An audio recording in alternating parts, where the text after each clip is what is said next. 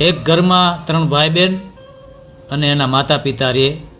મોટો ને નાનો ભણવામાં બહુ હોશિયાર. એના મા બાપ એ ચારેયને બહુ પ્રેમ કરે, પણ વચલો છોકરો હતો ને એનાથી પરેશાન રહેતા. મોટો દીકરો ભણી ગણીને ડૉક્ટર બની ગયો, નાનો પણ ભણી ગણીને એન્જિનિયર બની ગયો, પણ વચલો હતો ને નકામો ને આવારા બનીને રહી ગયો. બધાયના લગ્ન થઈ ગયા અને વચલો ભાઈ અને બેન બાકી રહી ગયા. સમય વીતો, બેનના પણ લગ્ન થઈ ગયા. સારું માગું આવ્યું, કારણ કે એના ભાઈ ડૉક્ટર ને એન્જિનિયર હતા એટલે માગું સારું આવે. હવે જે વચલો હતો ને એને કોઈ દીકરી દેતું નહોતું. મા બાપ પણ પરેશાન હતા. બેન જ્યારે પણ પિયર આવે તો એના નાના ભાઈ અને મોટા ભાઈને મળે, પણ આ જે વચલો ભાઈ હતો ને એને મળવું હોય તો મળે, બાકી ન પણ મળે, કારણ કે એ કાંઈ આપી શકે એવો નહોતો અને બહુ ઘેરેય ન રહેતો. એ મજૂરી કામ કરતો, ભણ્યો નહોતો, એટલે નોકરી તો કોણ આપે. એના લગ્ન નહોતા થયા. એ પહેલાં એના પિતા પણ ગુજરી ગયા. માએ વિચાર્યું કે હવે કદાચ ભાગની વાત નીકળે એ પહેલાં એણે ગામની જ એક સીધી સાદી છોકરી ગોતીને વચલો દીકરો હતો ને એના લગ્ન કરાવી નાખ્યા. લગ્ન થયા અને કોણ જાણે શું થયું. એ છોકરો બહુ જવાબદારીથી કામ કરવા માંડ્યો. એક દિવસ જાતો હતો ને એના મિત્રોએ કીધું કે હાલ આજ અડા ઉપર. એ છોકરાએ કીધું કે આજ નહીં, પછી ક્યારેક. એટલે મિત્રોને તો ટેવ હોય ને મેણા મારવાની. એણે કીધું કે તારા લગ્ન થઈ ગયા ને, હવે તું ઘરવાળીનો નોકર બની ગયો. છોકરાએ કીધું કે ના ના, એવી વાત નથી. કાલ સુધી મારા એકલાની ચિંતા હતી, મારા ભાગનું હું કમાઈ લેતો હતો, હવે 2 પેટ થઈ ગયા. ઘરવાળા બધા નાલાયક કહેતા હતા, એનો કાંઈ મને વાંધો નહોતો, પણ મારી પત્ની મને ક્યારેક નાલાયક કહે તો એ મારા માટે શરમજનક વાત છે, કારણ કે પત્ની માટે એનો પતિ છે ને અભિમાન, ઇજ્જત અને આશા હોય. એના ઘરવાળાઓએ પણ મારા ઉપર ભરોસો રાખીને જેની દીકરી દીધી હોય ને એનો ભરોસો મારાથી કેમ તોડાય.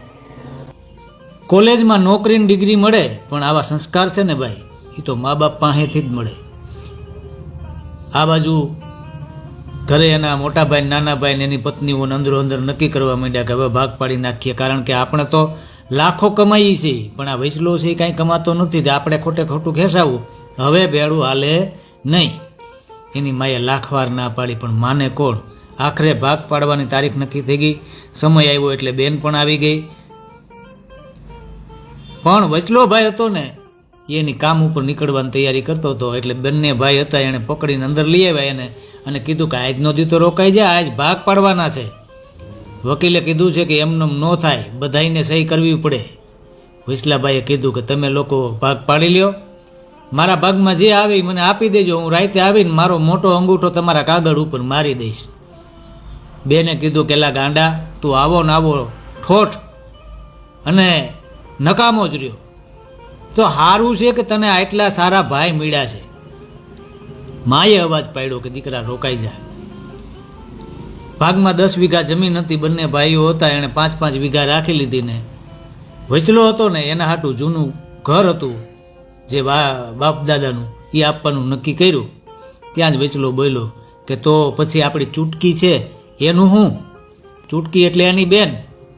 બંને ભાઈએ હસીને કીધું કે અરે મૂર્ખા, ભાઈમાં ભાગ પડે, બેન તો એના સાસરામાં જ શોભે.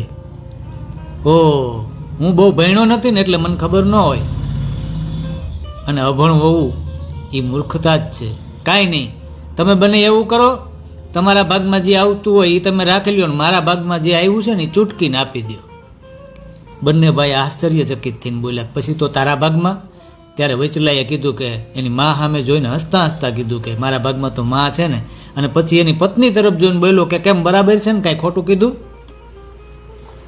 એની પત્ની એની સાસુને વળગી પડીને બોલી કે આનાથી વળી મોટો ભાગ કયો હોય? આ એવા શબ્દ હતા જેને ભાગ પાડવાને એક સન્નાટા જેવી શાંતિમાં બદલી નાખ્યો. બેન દોડીને એ ભાઈના ગળે વળગી પડી, જેને આજ સુધી એ અકલ મોઠો ઠોઠ સમજતી હતી. અને એ ભાઈએ કીધું કે અરે બેન, આ ઘરમાં તારો પણ એટલો જ અધિકાર છે જેટલો અમારો. મારા માટે તું છેટી હોય કે પાહે હોય, મારા ભાઈ જેવી જ છે, અને મેં માને એટલે માગી છે કે જેથી હું તમને બધાને યાદ કરી શકું, કારણ કે એ માના પેટમાં આપણે 9 મહિના રહ્યા છીએ. એટલે એ માને જોઉં અને તમારા બધાના સંભારણા મારી પાસે રહી અને હું તમને યાદ કરી શકું એટલા માટે મેં માને માગી છે. બંને ભાઈ પણ દોડીને ગળે વળગી ગયા અને રડતા રડતા ખાલી એટલું જ બોલી હેકા કે આજ તો તું કોઈ મોટો જ્ઞાની હોય એવું લાગે છે અને હવે ભાગ નહીં પણ ભાવથી ભેગું રહેવું છે.